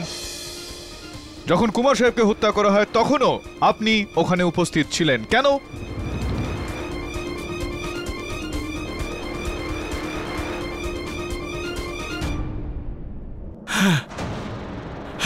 কিন্তু আমি কাউকে মারিনি। কুমার সাহেব আর রাজবাড়ির পুরনো বিশ্বস্ত লোক। আমার বাপ ঠাকুর তার সেবা করেছে এই বংশের। কেন আমি আমার অন্নদাতাকে কেন মারবো? হ্যাঁ, আপনি কুমার সাহেবের পুরনো বিশ্বস্ত লোক। এই কারণেই তো কজরি আর বুলওয়ার সব থেকে কঠিন বিরোধী আপনি কজরিকে ডাইনি আর বুলবাকে রাক্ষস প্রমাণ করার পুরোপুরি প্রয়াস করলেন।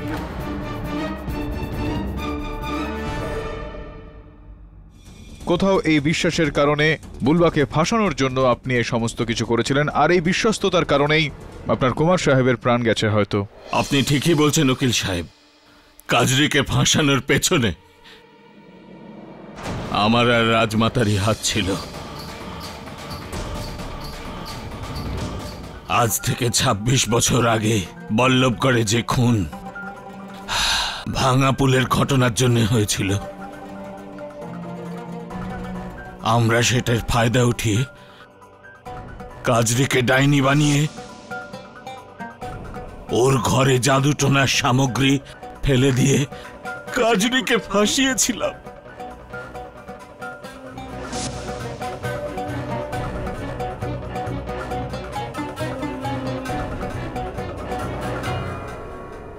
মহিপাল বাবু, দয়া করে আদালতকে বলুন যে এই সমস্ত আপনি কেন করেছেন। কারণ কুমার সাহেব কাজরির প্রেমে অন্ধ হয়ে গেছিলেন, নিজের কুল আর বংশমর্যাদাকে ধুলোয় মিশিয়ে দিয়েছিলেন একটা যাযাবরনির জন্য, যেটা রাজমাতা মানতে পারছিলেন না।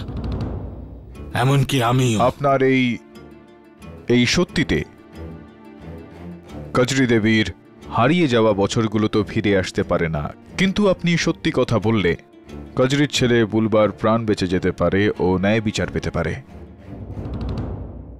বলুন মহিপাল বাবু, সত্যি কথাটা বলুন। কিন্তু আমি কাউকে মারিনি উকিল সাহেব। তো তাহলে এই জন্তুটার ছাল আপনার ঘরে কি করে চলে আসলো মহিপাল বাবু? আমি কিচ্ছু জানি না, কিচ্ছু জানি না।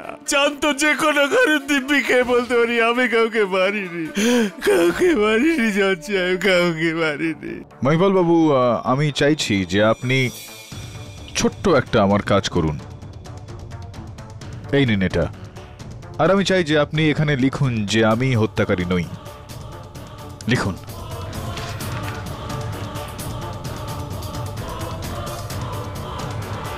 ব্যাস, এটুকুই যথেষ্ট।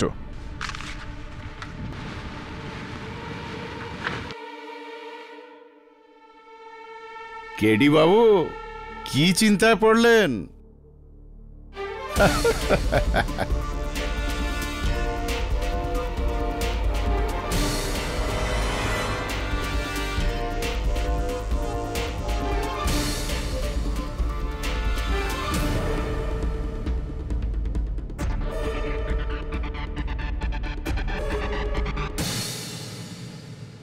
চলুন, এটা মেনে নিচ্ছি মহিপাল বাবু যে হত্যাটা আপনি করেননি। আমি জানতে চাইব যে আপনার কার ওপর সন্দেহ, কি মনে হয় আপনার? কে শেষবারের জন্য কে এসেছিল আপনার ঘরে আপনার সঙ্গে দেখা করতে? এসেছিল তো একজনই লোক, বুলবার কেসের ব্যাপারে আমাকে বলতে, আর সে ছিল ইন্সপেক্টর ফতেহ সিং।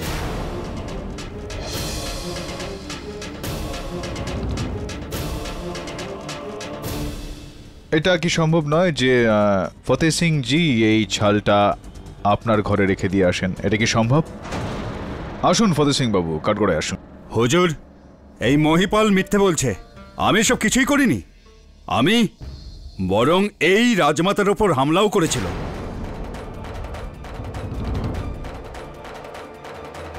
রিওনার এই কেসটায় মরে যাওয়া ব্যক্তিদের ছবিগুলো দেখলে এটা স্পষ্ট হয়ে যায় যে ঠিক কি প্রকারে তাদের গলার ওপর আঁচড়ের দাগ করা হয়েছে। এটা শুধুমাত্র একজন বাঁ হাত ব্যবহারকারী ব্যক্তি করতে পারেন।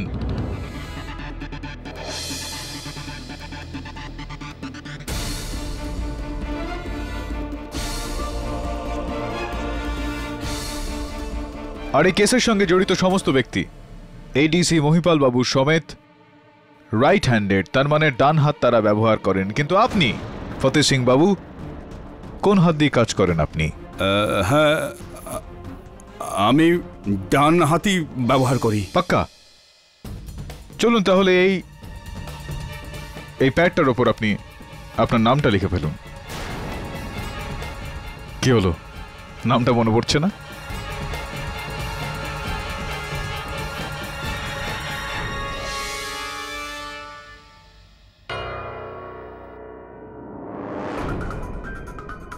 আপনার নামটা কি?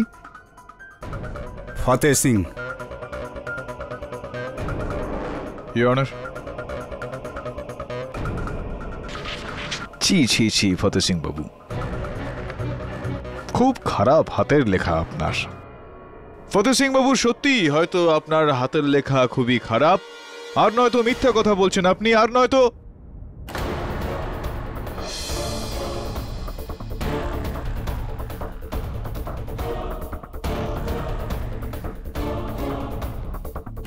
মিথ্যা কথা বলছেন আপনি। কারণ আদালতকে এটা প্রমাণ করানোর জন্য আপনি ডান হাত দিয়ে আপনার নামটা তো লিখে ফেললেন, কিন্তু যখন রিফ্লেক্স অ্যাকশনের সময় আসলো, স্বাভাবিক প্রতিবর্তক ক্রিয়া, তখন আপনি আপনার বাঁ হাতটাই ব্যবহার করলেন, যেটার এটা মানে দাঁড়ায় যে আপনি বাঁ হাতই ব্যবহার করে থাকেন, আপনি একজন লেফট হ্যান্ডেড। দেখুন, আপনি একজন অফিসারের ওপর দোষারোপ করছেন। আমি লেফটি মানে এটা নয় যে আমি হত্যাকারী। তো তাহলে আপনি একজন অফিসার হয়ে আদালতে দাঁড়িয়ে মিথ্যা কথা বলতে পারেন যে আপনি ডান হাতে কাজ করে থাকেন? কেন এই মিথ্যা কথা বললেন আপনি? হুজুর, আমি একটু ভয় পেয়েছিলাম। তো ভয় পেয়ে যাওয়া তো স্বাভাবিকই, কারণ আপনি সেই বল্লভগড়ের সেই রাক্ষসটা, আর তাই ধরা পড়ে গেছেন, তো ভয় আপনি পাবেন। এই প্রমাণ আছে আপনার কাছে নাকি কেউ দেখেছে আমাকে ওখানে মারতে? বলুন। দাঁড়ান কেডি পাঠক বাবু, কোনো সাক্ষ্য প্রমাণ ছাড়া একজন সরকারি অফিসারের উপর অভিযোগ আনা একদম ঠিক নয়। কথাটা বোঝা গেল? ইয়েস কেডি, তোমার কাছে কোনো সাক্ষী আছে?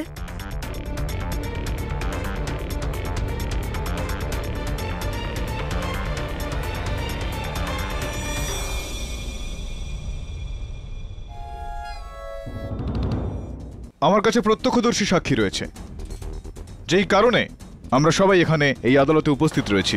বুলবা,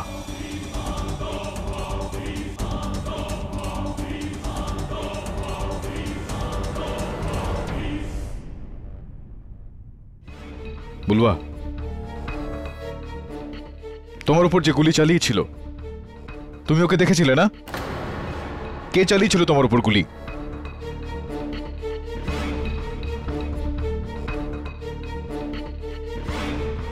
বুলবা, তোমার উপর গুলি কে চালিয়েছিল?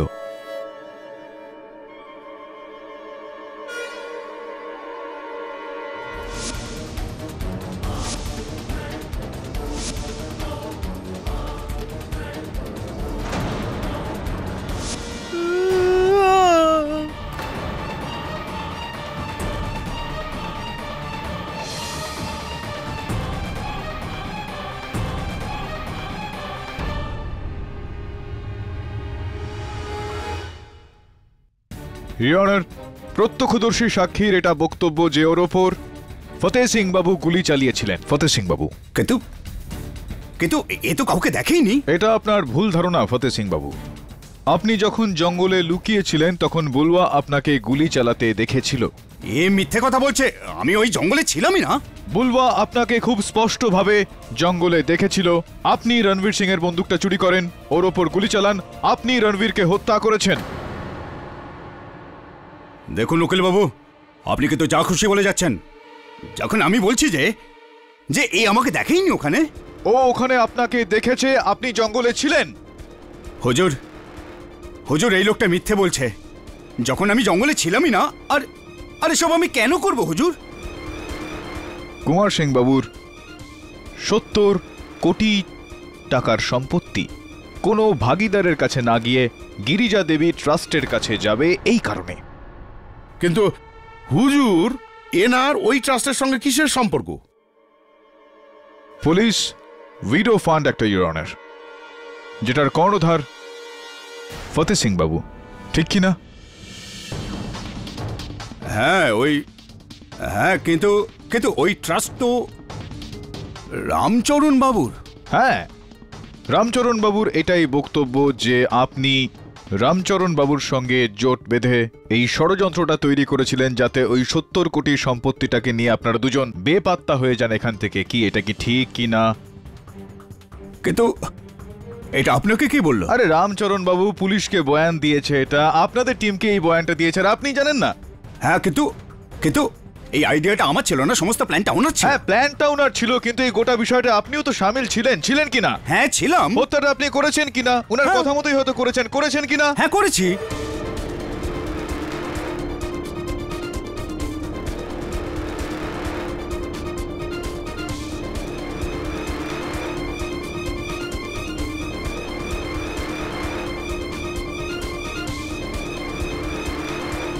আর ওই গুলিটা খেয়েছিলেন কিনা আপনি?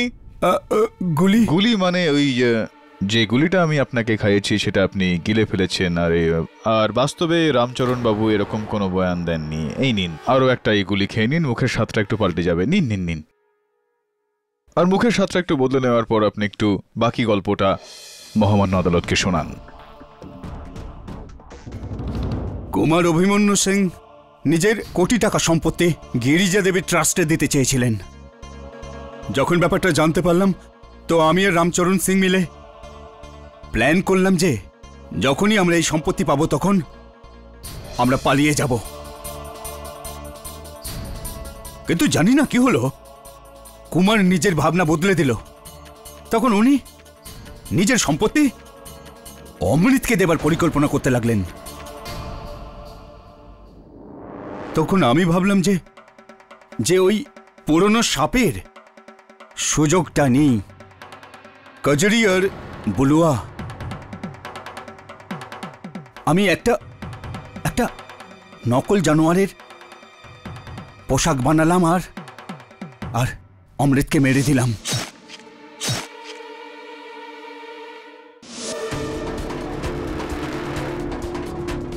আর তার দোষারোপ বুলুয়ার ওপর দিয়ে দিলাম।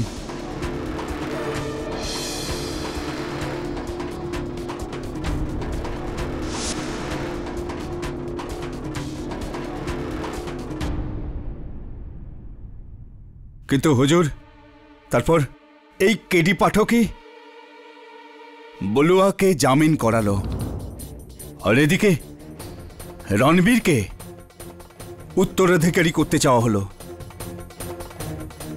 আমি ওই পুরনো পন্থা আবার নিলাম আর রণবীরকে মেরে দিলাম।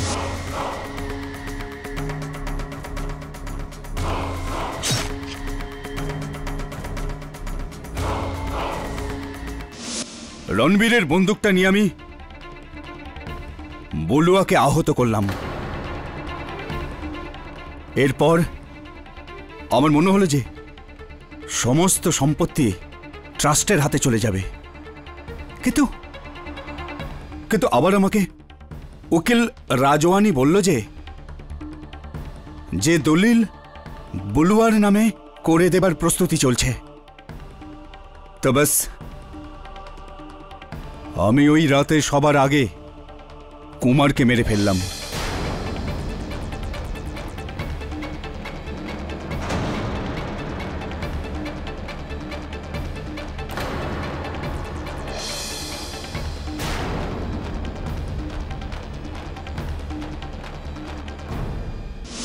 আর খুব সতর্কভাবে আমি কুমারের নখ থেকে নিজের চুল বার করে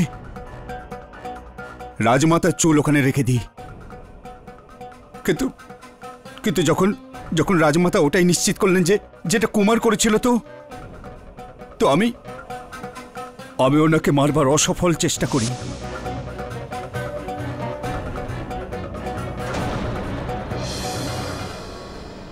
আর তার আগে আমি একটা দানবের পোশাক মহিপাল বাবুর ঘরে লুকিয়ে রাখি।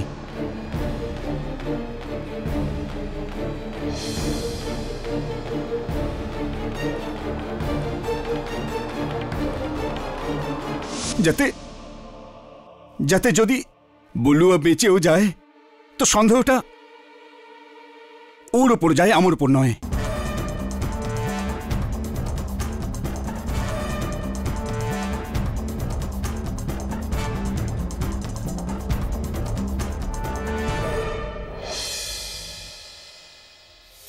আপনার রাইট হ্যান্ডেড না হওয়ার কারণে আপনার প্ল্যান রং হয়ে গেল ফতে সিংজি। এইটুকু তো আপনার ভাবা উচিত ছিল যে যেই উর্দিটা আপনাকে মানুষজনকে রক্ষা করার জন্য দেওয়া হয়েছে সেই উর্দি পরেই আপনি তাদেরই প্রাণ নিয়েছেন। আম জনতা এখন কার উপর বিশ্বাস রাখবে? প্রতিপক্ষ এখানেই থামছে, ইওর অনার। The defence রেস্টস।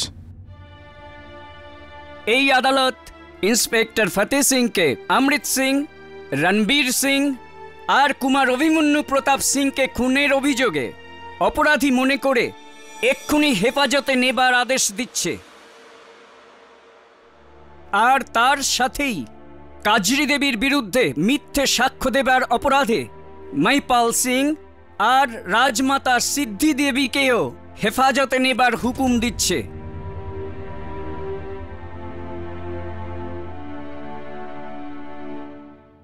এই আদালত কাজরির ওপর সহানুভূতি রেখে ওনাকে বড় ক্ষতিপূরণ দেবার প্রতিশ্রুতি দিচ্ছে, আর ওকে আর ওর ছেলে বুলুয়াকে সব অভিযোগ থেকে সসম্মানে মুক্তি দিচ্ছে। Case is closed.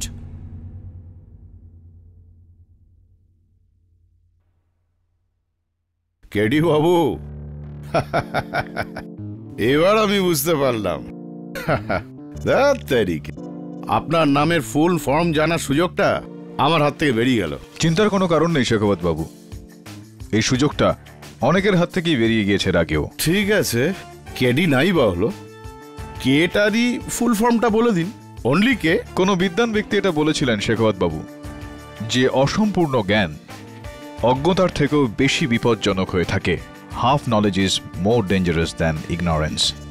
আবার কখনো থ্যাংক ইউ।